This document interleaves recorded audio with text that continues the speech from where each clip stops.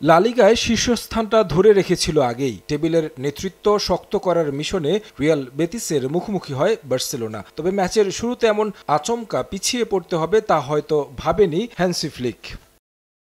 স্বাগতিক বেতিস গোলের খাতা খুলতে সময় নিয়েছে মাত্র ৬ মিনিট। বার্সাকে চমকে দিয়ে ব্রাজিলিয়ান ফরোয়ার্ড অ্যান্টনির কাছ থেকে নেওয়া শটে বল জালে জড়ান, যা তাতিয়ে দেয় ফ্লিক শিষ্যদের।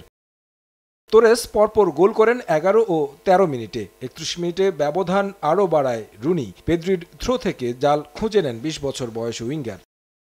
বিরতিতে যাওয়ার আগেই হ্যাট্রিক পূর্ণ করেন তোরেস, যা বার্সার জার্সিতে দ্বিতীয় এবং ক্যারিয়ারের তৃতীয় হ্যাট্রিক।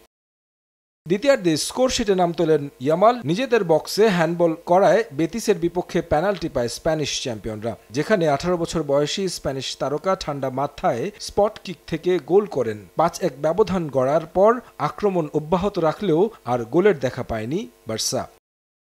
যদিও ৮৫ মিনিটে দিয়াগো লরেন্তে, মিনিট ৫ পর কুচু হার্নান্দেস পেনাল্টিতে গোল করেন। শেষ পর্যন্ত স্বাগতিকদের ৫-৩ ব্যবধানের হার নিয়ে মাঠ ছাড়তে হলো।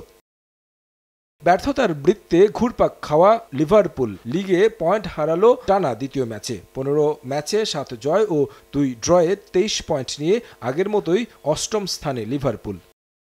লিডসের আঙ্গিনায় এদিন প্রথমার্ধে তেমন কোনো উত্তেজনা ছড়ায়নি, আকর্ষণীয় ফুটবলের দেখাও মেলেনি। গোলের জন্য অবশ্য দুই দলই শট নেয় বেশ কিছু।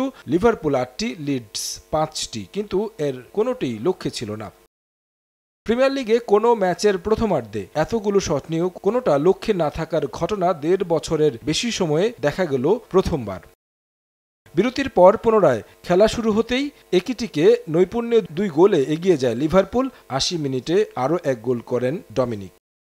তবে স্বাগতিক লিডসও কম যায়নি। ৭৩ মিনিটে পেনাল্টি আর ৭৫ মিনিটে গোল করেন অ্যান্টন। ম্যাচটা যখন জয়ের পথে ছিল অলরেডি, তখন তানাকা ইনজুরি সময়ে গোল করে সমতা ফেরান ম্যাচে। ৩-৩ গোলে ড্র হয় লিভারপুল লিডসের ম্যাচ।